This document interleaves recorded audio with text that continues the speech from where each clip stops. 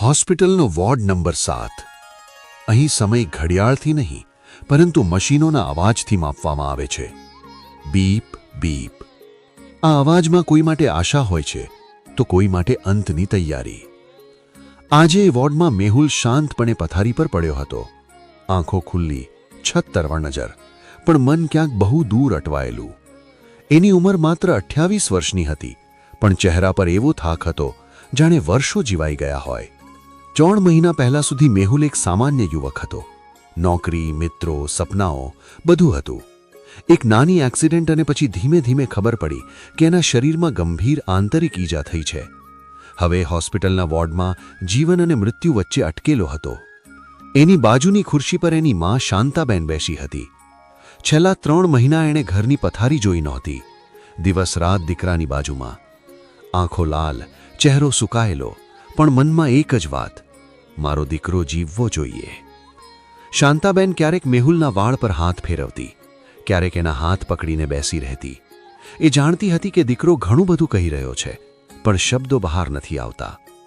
વોર્ડમાં બીજા બેડ પર વૃદ્ધ માણસ હતો. કોઈની દીકરી કે દીકરો રોજ આવે, વાત કરે અને જાય. કોઈના સગા આવે, હસે, પાછા જાય. પણ મેહુલ પાસે આવનાર એક જ વ્યક્તિ હતી, એની માં.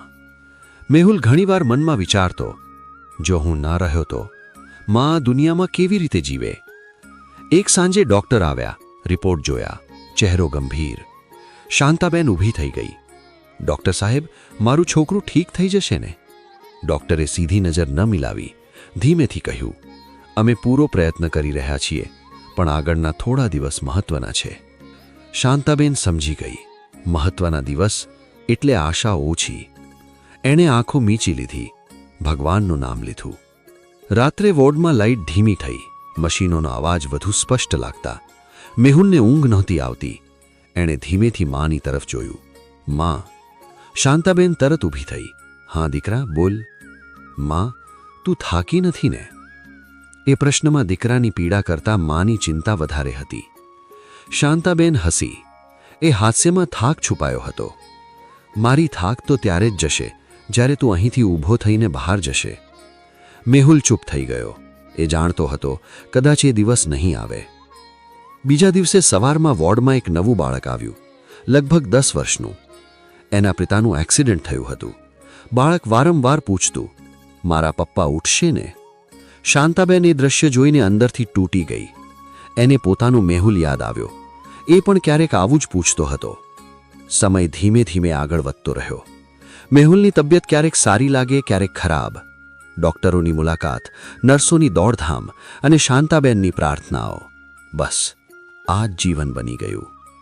એક દિવસ મેહુલે કહ્યું, માં, જો હું બહાર આવ્યો ને તો હું તને દરિયા બતાવવા લઈ જઈશ.